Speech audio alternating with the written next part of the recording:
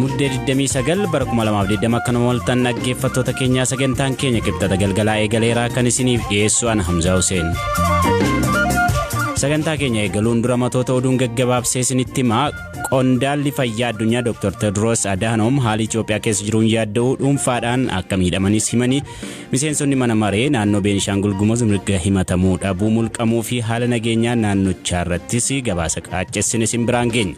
Mallaffoo Matakkal zoon Bulan Waradaa Bakkujii qabalee tibba darbee godina Matakkal aanaa Bulan ganda Bakkujii keessatti haleellaa lammiilee nagaaratti raawwatame erga qoratame booda tarkaanfiin kun fudhatame.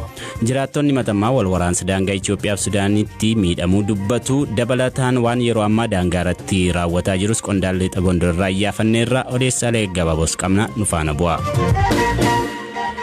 Manni maree mootummaa naannoo Beenishaangul Gumuz yaa'ii ariifachiisaa har'a taa'een mirga himatamuu dhabuu miseensota Afriikaasuu biiroon kominikeeshinii naannichaa ibseera.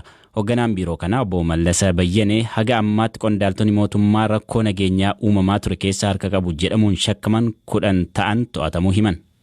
Mallaffoo Matakkal zoon Bulan Waradaa Bakkujii qabalee በንጹሃን ዜጎች ላይ የደረሰው የህይወት መጥፋት tibba darbee godina Matakkal aanaa Bulan ganda Bakkujii keessatti haleellaa lammiilee nagaaratti raawwatame lubbuu lammiilee galaafate akkasumas qabeenya hedduun akka barbadaa'uuf sababa ta'e darbees ammoo yeroo garagaraatti lammiileen qe'eerraa buqqa'uun maaliif deddeebi'ee mudataa akka jedhu gadi fageenyaan erga qoratame booda tarkaanfiin kun fudhatame.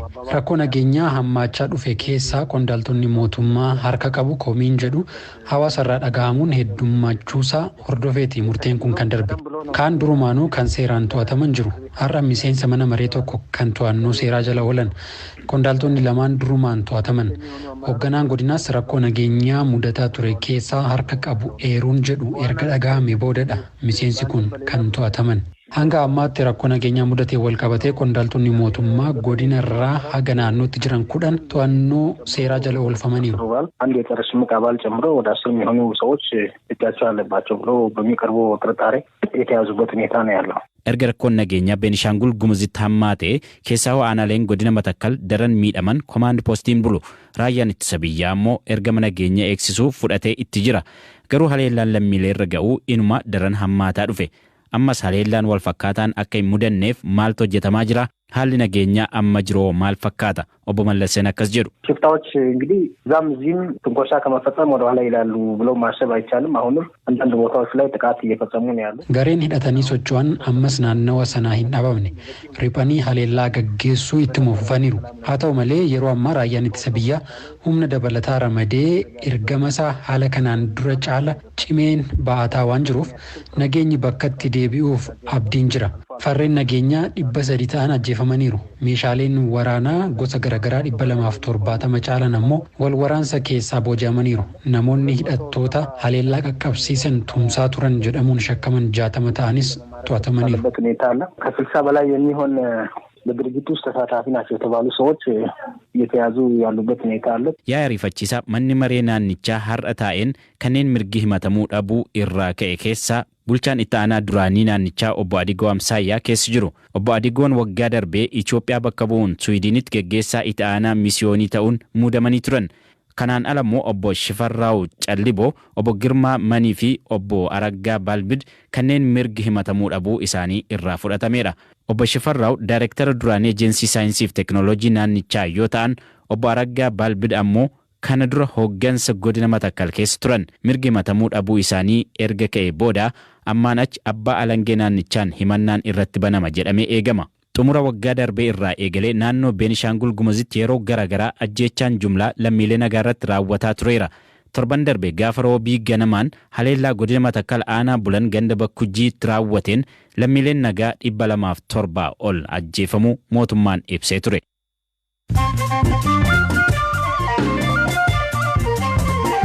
Dhaggeeffattoota keenya ammoo oduun gaggabaabsee isinitti himaa haleellaa maayikaadiraa raawwataniiru jedhamuun kanneen shakkaman namoonni 2 magaalaa Finfinnee bakka dhokatanii turanii qabaman. Namoonni shakkamtoota kunneeniif koolugaltummaa kennanis waliin qabamanii dhimmi isaanii mana murtiitti ilaalameera. Magaalaa Finfinneetti boombiin har'a dho'ee daa'ima ganna 5 tokko ajjeesuun daa'ima biraa ganna 8 tokko madeessee balaan kun kan mudate bulchiinsa Qaaqii naannawa mana barumsaa Daraartuu Tulluutti jedhe Koomishiniin Poolisii magaalaa Finfinnee torban tokko duras magaalaa Finfinnee kutaa bulchiinsa Daddataatti boombiin dho'ee namoota 3 ajjeesuun 5 madeessee ture. Siidaan dubartii gurraattii poolisiin Ameerikaa bitootessa darbee gara jabinaan ajjeesee Biriyoona Teeyilar Kaalifoorniyaatti kabaja isheef ijaaramee ture diigame. Ajjeechaan Teeyilar mormii jibba sanyummaa fi tarkaanfii gara jabinaa poolisiin raawwatu Ameerikaatti dammaqsee ture. Kantiibaan magaalaa Ooklaand gochicha balaaleffataniiru. Iraan talaalli COVID-19 ka ofiishee biyya keessatti tolchite yaaluu eegalte intalli aangaa olaanaa biyyattii Mohammad Mokbir jedhamanii Xayyibaan kibxata har'aa talaallicha fudhachuun nama jalqabaa taateetti biyyattiin torban itti aanu talaallicha doozii miliyoona 1.5 qopheessuu dandeessi jedhu aangawoonni biyyattii. Joo Baayiden ejensiiwwan nageenya biyyaalessaaf murteessoo ta'an sirna bulchiinsa Tiraamp harkatti akkaan miidhamaniiru jedhan. Baayidanii fi gareen isaanii aangoo fudhachuuf yeroon torban 3 wayita hafetti odeeffannoowwan barbaachisoo argachaa hin jiru jechuun komataniiru. Ispeen namoota talaallii koronaa vaayirasii fudhachuu didan galmeessuun biyyoota gamtaa Awurooppaa biraa waliin qooduuf ta'uu ministeerri fayyaa biyyattii beekse. Galmeen kunis hojjettootaaf yookiin uummataaf ifa hin taasifamu. Biyyattiin yeroo ammaa talaallii haaraa kennaa jirti. Oduun har'aaf qabanne kanu.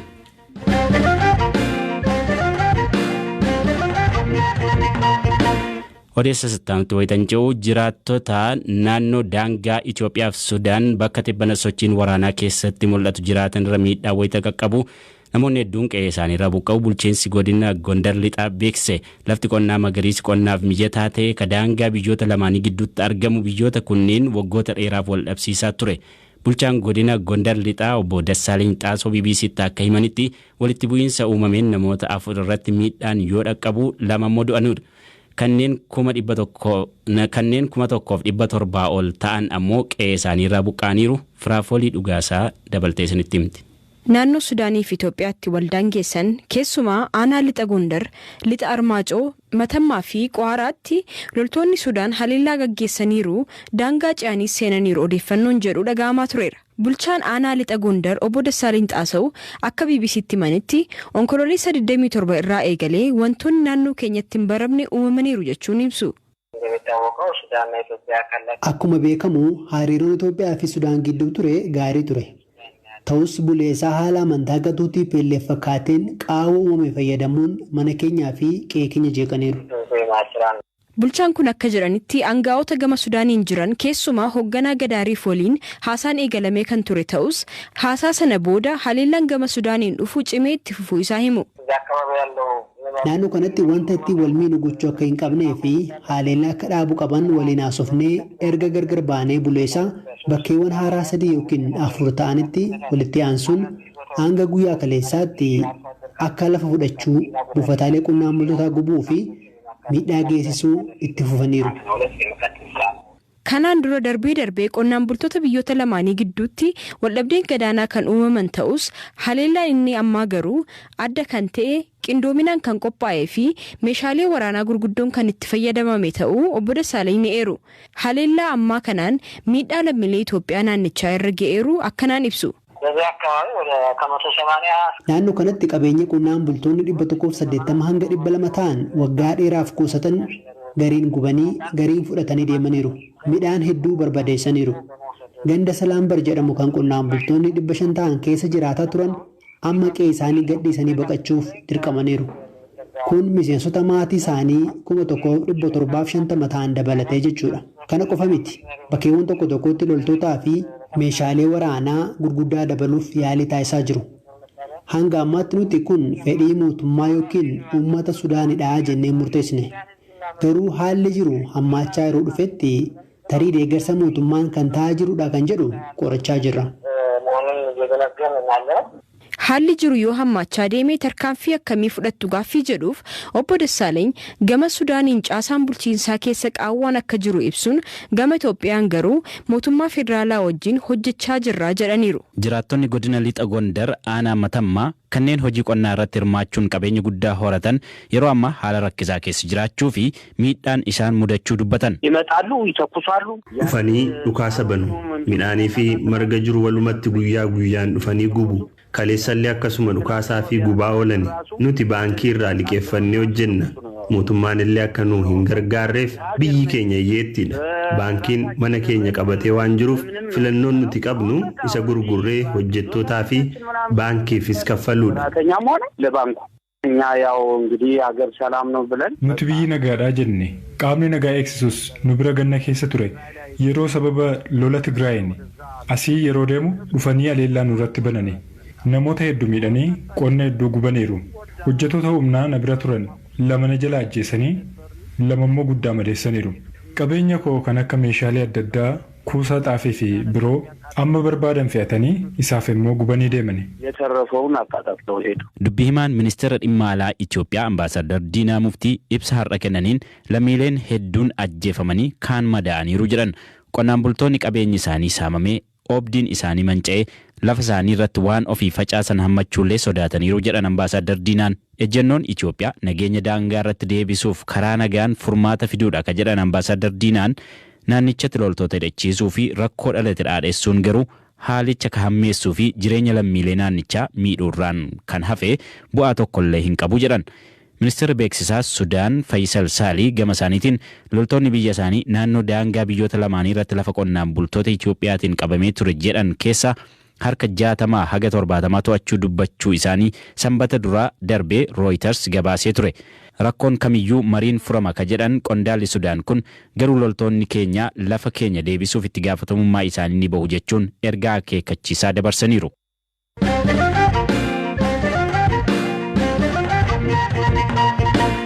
Daayirektarri olaanaan dhaabbata fayyaa addunyaa Dr. Tedros Adhanom haalli nageenyaa Itoophiyaa hammaachaa jiraachuun kan isaan yaachisuu fi maatii isaanii Tigraay jiraniifis akka yaaddaan ibsan.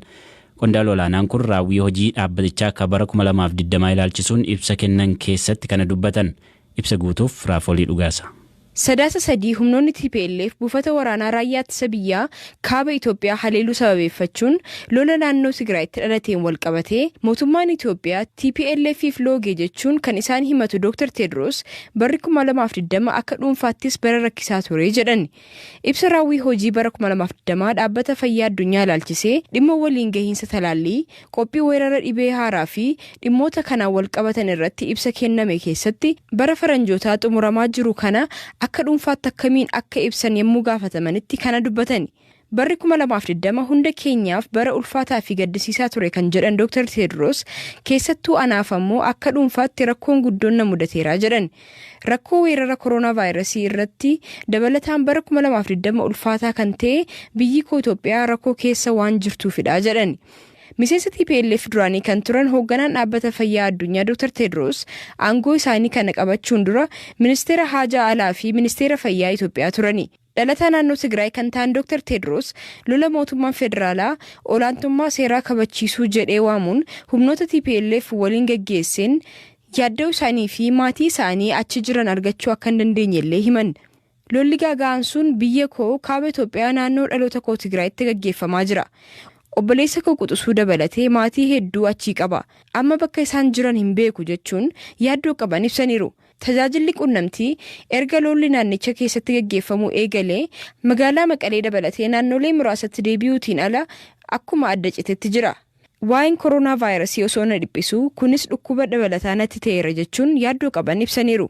Tibba lolli mootummaa federaalaa fi humnoota TPLF eegalee ajajaan waraanaa Itoophiyaa Jeneraal Biraanuu Juulaa Dr. Tedros TPLFif looguun meeshaa waraanaa akka argataniif yaalii hedduu gochaa turan jechuun himataniiru. Dr. Tedros ammoo himannaa isaan irratti dhiyaateef fuula Twitter